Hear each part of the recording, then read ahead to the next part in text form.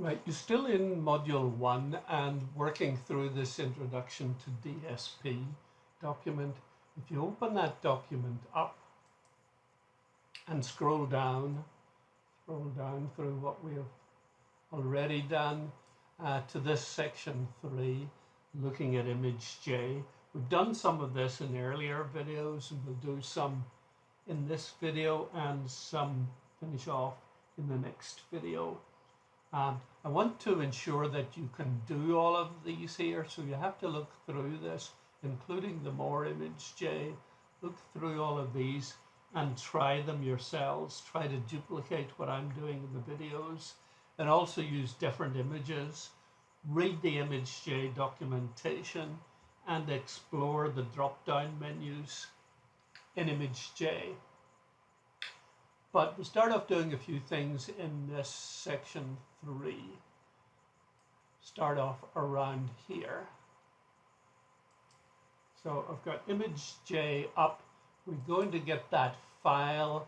It's one from the internet. It's this first one here, gold lead tin 40. It's an alloy, picture from an alloy, and we're going to duplicate it as we usually do. So we've got this image here. We click on it, we can go to image, show info on it.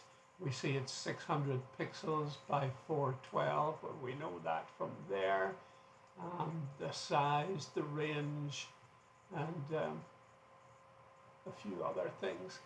Maybe more interesting stuff for other images. I'm still looking at that. We've got show info and we've got properties.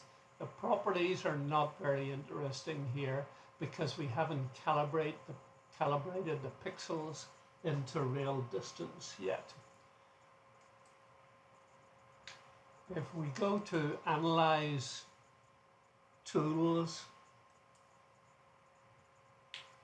Calibration bar, we see we put on this bar onto the image here, showing the gray levels from 0 to 255.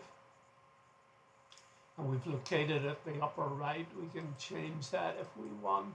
We've made it white, the label color is black, and so on. So we can make a few changes there. Note that it's also an overlay.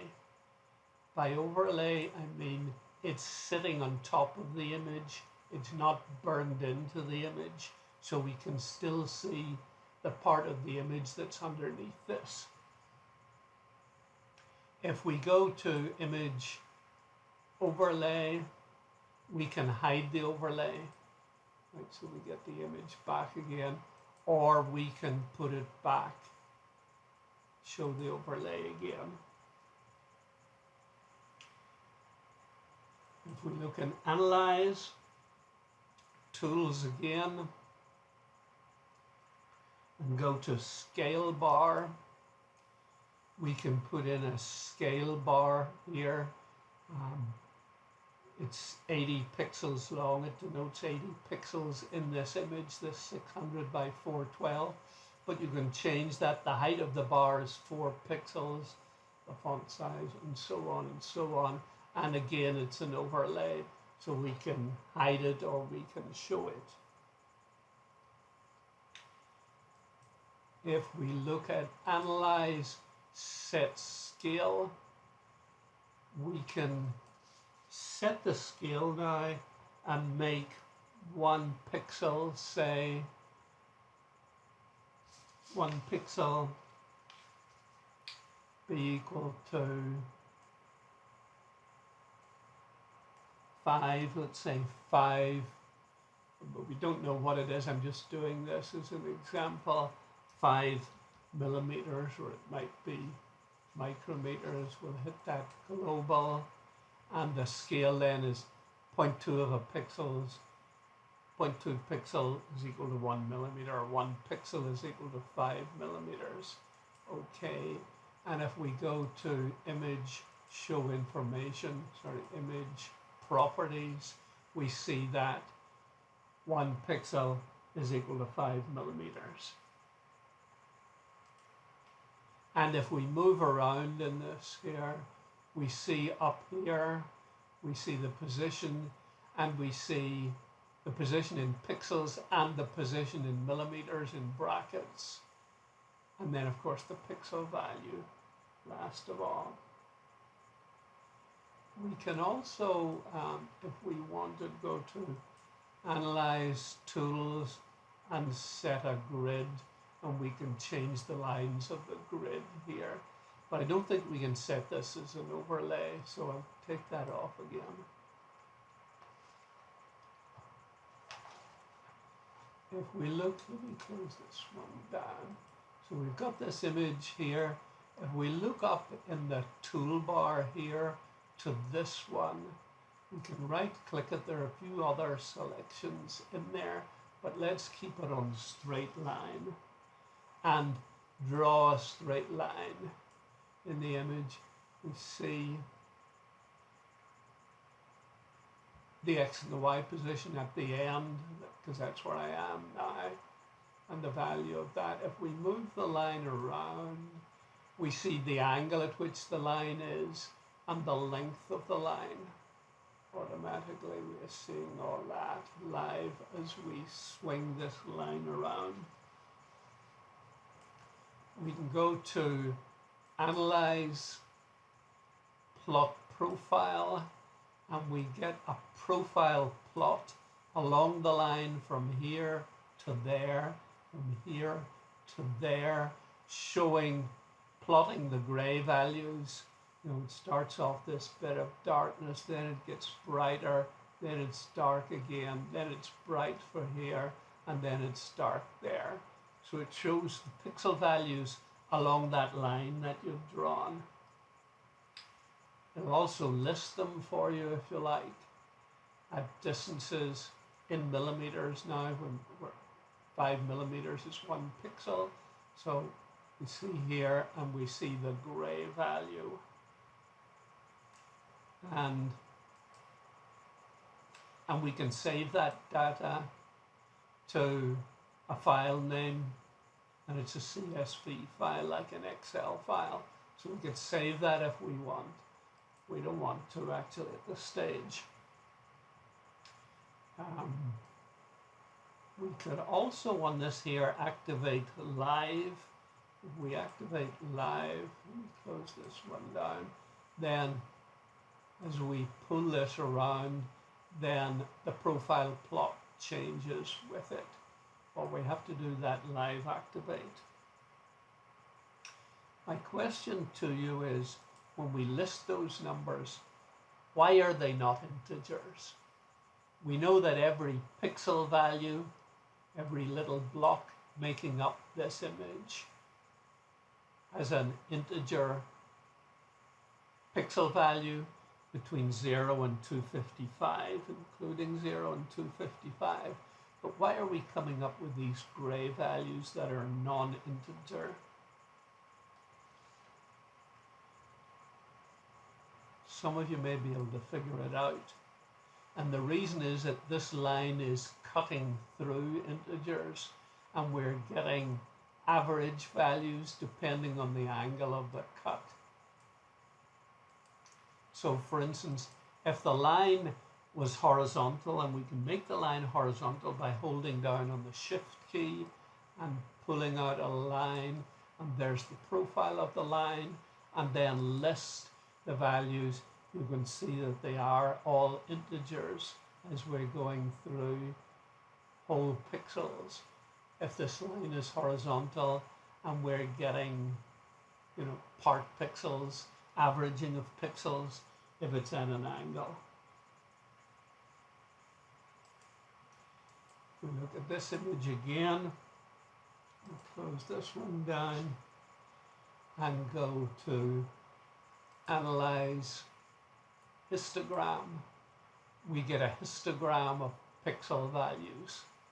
That is, we have all the pixel values between 0 and 255, and the number of pixel values at each of those points.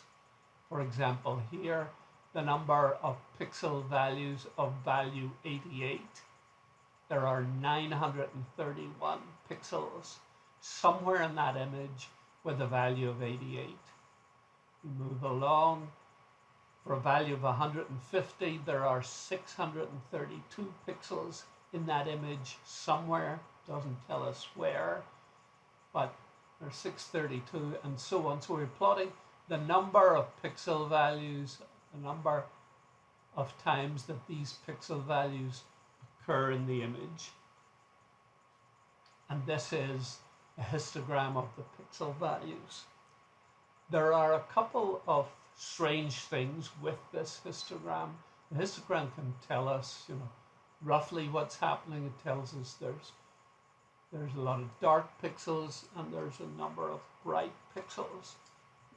But the histogram is getting chopped off both at 0 and 255, which is a little bit suspicious. It probably tells us that there's been some processing of the image. Also, there are some values missing here, and that's another indicator that there may be there most likely has been some processing done to this. Again, we can list these values, the values in the pixel value histogram. There are 1,507 black pixels, there are 594 pixels somewhere in the image of value 1, and somewhere in the image there are 103 pixels that have a pixel value 2, and so on. Again, we can copy them,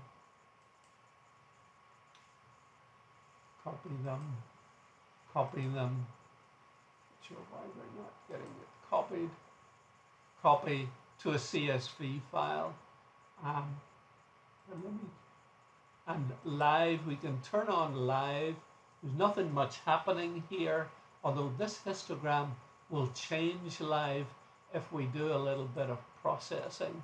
If, say, we sharpen the image, and we haven't got to the point yet where we know how to sharpen the image, but we'll get there sometime. If we sharpen this image, make it appear sharper, sharpen, the image becomes sharper and the histogram changes also. So if you've got the live histogram on, and we can undo that, sometimes it works, sometimes it doesn't, goes back to the original, and that's the pixel value histogram of the original. We can also do this instead of in Analyze Histogram. I think there's a better one in Plugins, Chapter 5, Plugins, Live Histogram. It's showing the same thing, but a little bit more information. And again, if we change the image by smoothing it or sharpening it, we have to click on the image process. Let's smooth it this time. It gets smoother. We'll figure out how to do that in due course. And the histogram changes also. And edit, we can undo that and get back here. Now that's that image. Let's close a few boxes. Let's close this. We probably don't want either of them. We'll leave this one up here. And then let's open this time, not open samples, open,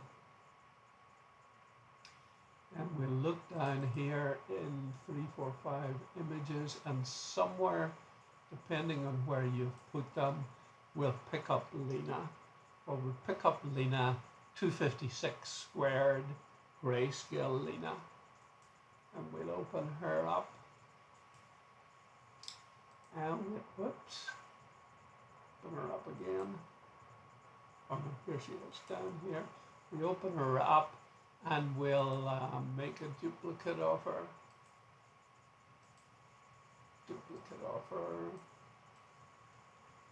And we'll play with one or the other. We'll look at Analyze. We looked at plotting a profile. We can do that in Lena. We look at the histogram of pixel values for Lena, and it's different than it was for this image here. and it's what it probably should be.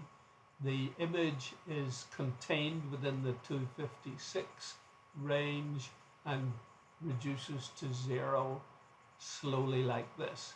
In fact, the minimum pixel value anywhere in this image is 14 and the maximum is 246. There are no blacks or very blackish pixels. There are no whitish pixels. They're all contained within that range, 246 down to 14. And if we subtract those values, we get 232, and 232 is known as the dynamic range of this image. 232 out of a maximum 255 or 256. So back to Lena, where we see some of the statistics for the pixel values. I'm going to look at plugins. I'm getting those through plugins 5 live histogram. But let's go to CDF and click CDF.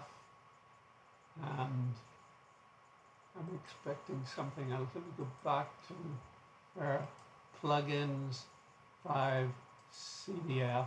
Right, we get some figures. We have to be sure we click on Lena. We get some values which we can play with later.